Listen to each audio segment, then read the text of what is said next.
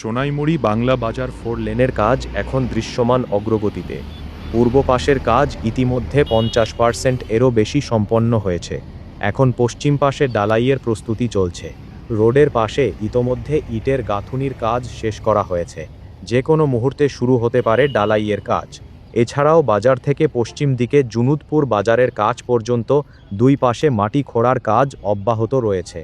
প্রতিদিন কমবেশি বৃষ্টি না হলে কাজ আরও দ্রুত এগিয়ে যেত। এই 4 লেনের কাজ যত দ্রুত শেষ হবে তত দ্রুতই জনগণের দীর্ঘদিনের দুর্ভোগ কমে আসবে। উন্নত যোগাযোগ ব্যবস্থা, যানজট কমানো এবং নিরাপদ চলাচলের জন্য এই প্রকল্প এলাকাবাসীর জন্য আশীর্বাদ হয়ে উঠবে ইনশাআল্লাহ। এরকম আরও আপডেট ভিডিও পেতে সবাই এমডি ইসমাইল হোসাইন কানন পেজটি ফলো দিয়ে পাশে থাকুন। আর অবশ্যই ভিডিওটি বেশি বেশি শেয়ার করবেন যাতে দেশ বিদেশে থাকা সবাই নিজ এলাকার উন্নয়নের খবর জানতে পারে।